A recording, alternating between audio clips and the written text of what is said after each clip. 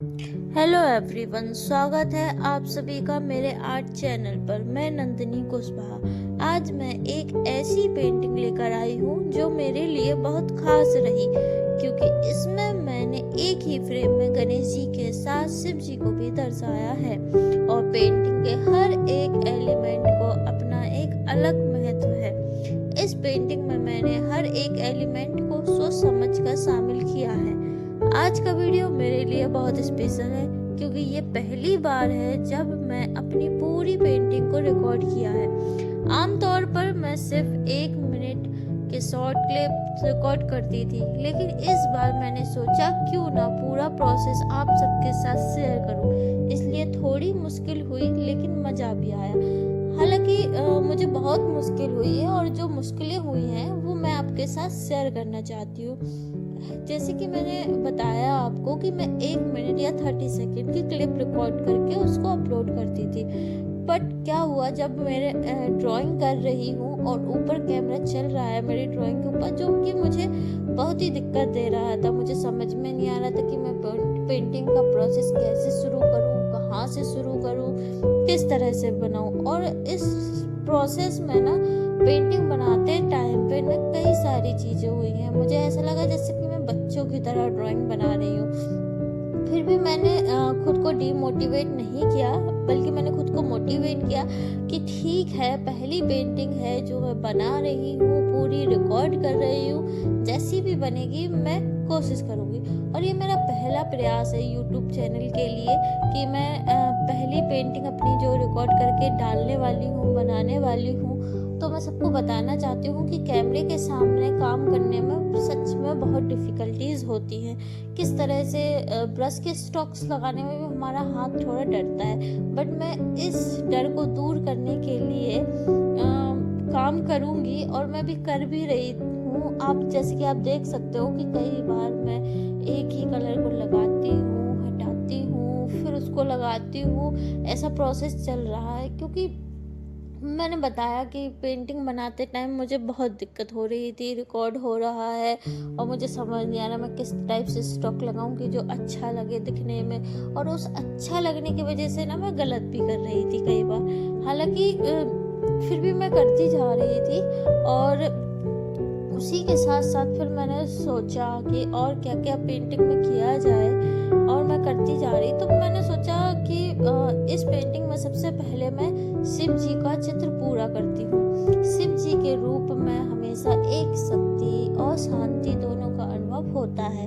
उनकी उनकी पेंटिंग बनाते समय मैं कोशिश की कि उनका शांत और दिव्य वाला जो अद्भुत रूप है ना, मैं उसको दिखा सकूं। साथ ही मैंने इस पेंटिंग में ना एक फादर को दिखाने की कोशिश की है। जैसे कि गणेश जी का शुभ दिन आने वाला है, और हम लोग गणेश चतुर्थी मनाते हैं, गणेश जी को बिठाते हैं। उनका 7 दिन, कहीं कहीं 14 दिन, जितना दिन भी होता है, हम लोग उनकी पूजा करते हैं, फिर विसर्जन करते हैं। और हम लोग उसी तरह हम देख सकते हैं कि इस पेंटिंग में एक फादर और सन का रिलेशन भी दिखाई देता है हमें। किस तरह एक सन के साथ उनके फादर या सन या डॉटर जो भी कहते हैं, फादर का सपोर्ट होता है। तो यहाँ पे गणेश जी के फादर शिव जी हैं, तो उनको मैंने यहाँ एक परछाई के रूप में, शैडो के रूप में दिखाने की कोशिश की। हालांकि मेरा मेन फोकस गणेश जी पे रहने वाला है, लेकिन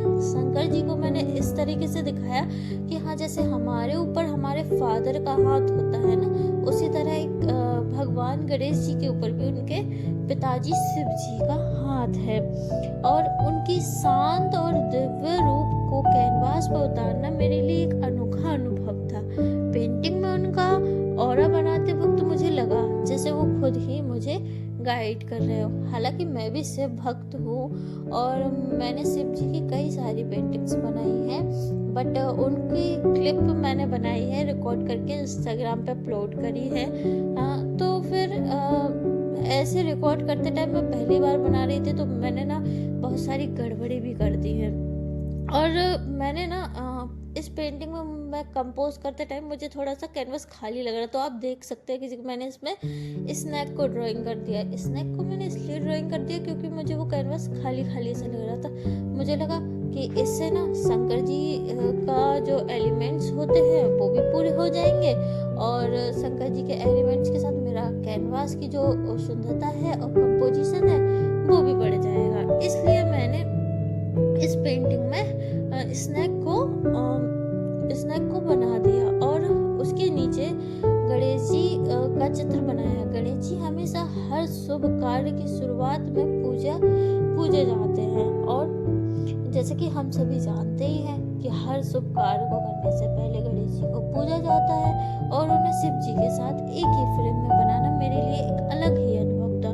पेंटिंग का मेन फोकस मैंने गणेश जी पर रखा, जैसे कि मैंने आपको पहले ही बताया, ताकि उनकी दिव्यता और इनोसेंस दोनों उभर कर सामने आए। मैं चाह रही थी कि पेंटिंग का मेन फोकस गणेश जी पर हो, इसलिए उन्हें थोड़ा सेंट्रल पार्ट में रखा।